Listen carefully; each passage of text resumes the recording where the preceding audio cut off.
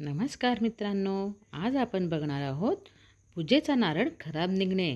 काय असतात संकेत? शुभ की अशुभ? एकदा नक्की वाचा.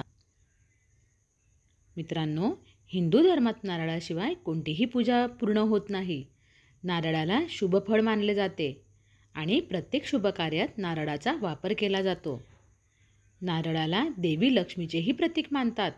प्रत्येक पूजेत नारळ असणे खूप आवश्यक आहे. यामुळे देवी लक्ष्मी प्रसन्न होते. कोठे तीर्थस्नानालाही आपण गेलो की आधी नारळ घेऊन फोडले जाते आणि भगवंतांना देऊन आपणही खोबऱ्याचा प्रसाद घेतो. आणि नवरात्रीत देवीला प्रसाद म्हणून नारळ वाहिले जाते. तसेच गणपती मंदिरात सर्व शक्ती स्वरूप देवीच्या देवळात नारळ फोडले जाते. पण जर आपण नारळ फोडले आणि ते आतून खराब निघाले तर आपल्याला खूप वाईट वाटते.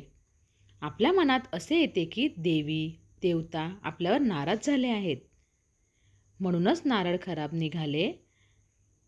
आता आपल्याबरोबरच काहीतरी अनुचित घटना घडेल याच गोष्टीचा आपण विचार करत बसतो. पण विचार करण्यापूर्वी ही माहिती नक्की वाचा. नारळ खराब का निघते, त्याचे काय शुभ अशुभ परिणाम होतात ते पुढील प्रमाणे आहेत.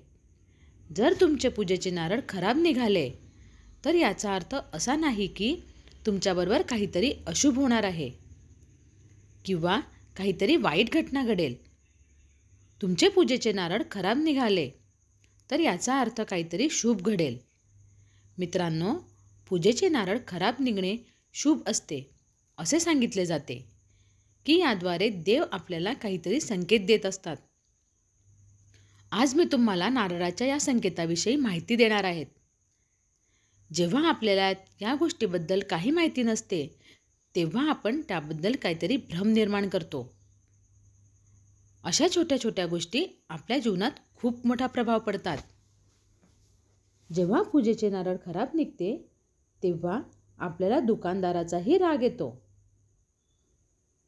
आणि त्याच्याशी आपण भांडायलाही जातो. पण दुकानदार सांगतो की तुम्हाला देव पावला आहे. तेव्हा आपल्या काहीही लक्षात येत नाही. परंतु याच्या पुढे तुमचे नारळ खराब निघाल्यास तुम्हाला राग येणार नाही तर आनंद होईल. पूजेचे नारळ जर खराब निघाले तर याचा अर्थ असा होतो की देवाने प्रसाद स्वतः खाल्ला आहे. म्हणूनच नारळ खराब निघते. म्हणजेच ते दुसरे कोणीही खाऊ शकणार नाही. ते संपूर्ण नारळ भगवंताला अर्पण करण्यात येते. त्याचबरोबर त्याचा दुसरा अर्थ असाही होतो की तुमची इच्छा मनोकामना लवकरच पूर्ण होणार आहे. देवाच्या पूजेच्या वेळी तुमची जी इच्छा असेल ती इच्छा तुमची नक्कीच पूर्ण होते असा संकेत आपल्याला याद्वारे मिळतो.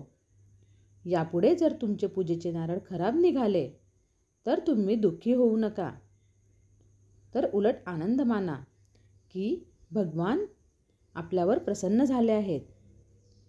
त्यावेळी तुम्ही जी इच्छा मनात आणाल ती तुमची इच्छा लवकरच पूर्ण होईल. जर आपण नारळ फोडले आणि ते चांगले निघाले तर काय करावे? पूजेत आपण नारळ फोडले व त्याचे खोबरे व्यवस्थित असेल तर तो प्रसाद आपण एकट्याने न ठेवता मंदिरातील सर्वांना खोबऱ्याचा थोडा थोडा प्रसाद द्यावा. आपल्याला आपल्या पूजेचे पूर्ण फळ मिळते. तर काही व्यक्ती नारळ फोडतात व कोणालाही न वाटता ते नारळ तसेच घरी घेऊन जातात. पण यामुळे तो प्रसाद भगवंतापर्यंत पोहोचत नाही. मित्रांनो, जर आपल्याला व्हिडिओ आवडत असेल तर व्हिडिओला लाईक करा, शेअर करा आणि कमेंट्स करायला विसरू नका. भेटूया अजून एक अशाच व्हिडिओमध्ये. तोपर्यंत बाय.